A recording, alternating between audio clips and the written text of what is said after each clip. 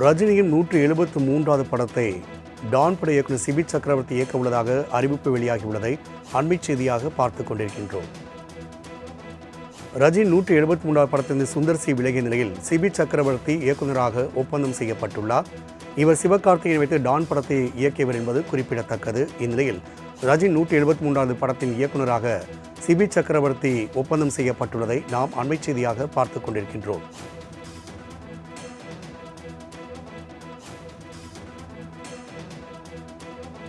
ரஜினியின் 173வது படத்திலிருந்து சுந்தர் சி விலகிய நிலையில் தற்பொழுது டான் பட இயக்குநர் சிபி சக்கரவர்த்தி இயக்குநராக ஒப்பந்தம் செய்யப்பட்டுள்ளார்.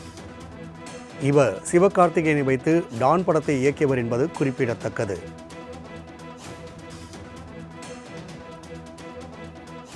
ரஜினி 173வது படத்திலிருந்து சுந்தர் சி விலகிய நிலையில் யார் இந்த படத்தை இயக்கப் போவார்கள் என்ற ஒரு எதிர்பார்ப்பு காத்திருந்தது. இந்நிலையில் இந்த படத்தினை டான் பட இயக்குநர் சிபி சக்கரவர்த்தி இயக்குவார் என தெரிவிக்கப்பட்டுள்ளது. இது குறித்தான கூடுதல் விவரங்களோடு இணைகிறார் நம்ம சிறப்பு செய்தியாளர் பரத். வணக்கம் பரத். சூப்பர் ஸ்டார் ரஜினிகாந்த் நடிப்பில் வெளியாக உள்ள இந்த 173 படத்தை இயக்குவது யார் என்ற ஒரு எதிர்பார்ப்பு காத்திருந்தது. இந்நிலையில் அதற்கு பதிலாக டான் பட இயக்குநர் சிபி சக்கரவர்த்தி இந்த படத்தை இயக்குவார் என்று தெரிவிக்கப்பட்டுள்ளது. கூடுதல் விவரங்களை பதிவு செய்யலாம்.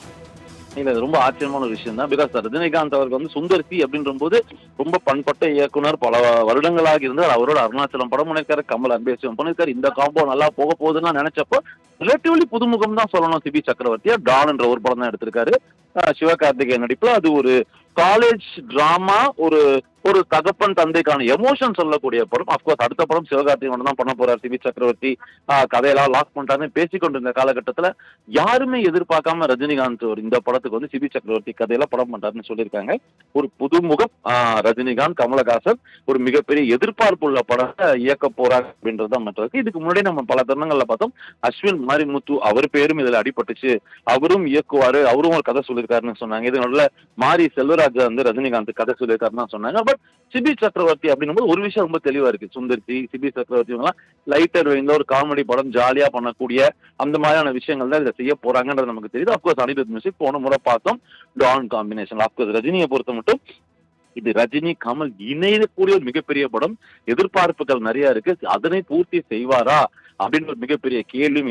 லோகேஷ் கனகராஜை பார்த்தோம், கமலை இயக்கினாரு, அடுத்து ரஜினி இயக்க போறாரு, அடுத்து கூலி பிரம்மாண்டம் சொன்ன நிலையில பலதரப்பட்ட விமர்சனங்கள் அது பெற்றுச்சு. இதை எப்படி சரி செய்ய போகிறார் இந்த படத்துல அப்படின்றத நம்ம பொறுத்து இருந்து பார்க்கணும். அப்கோர்ஸ் ஜெயிலர் 2 முடிச்சுட்டு அதற்கு பின்பாகத்தான் இந்த படப்பிடிப்பு தொடங்க போகிறது. ஸோ ஒரு புதியவர் அவர் மேல வந்து அந்த பந்தய குதிரையில பெட்டு கட்டுறாங்க. ட்ரெண்டுக்கு ஏற்ற மாதிரியான படமா இருக்க போகுதுன்றது நம்ம புரிஞ்சுக்கலாம். ரஜினிகாந்த், கமலஹாசன்.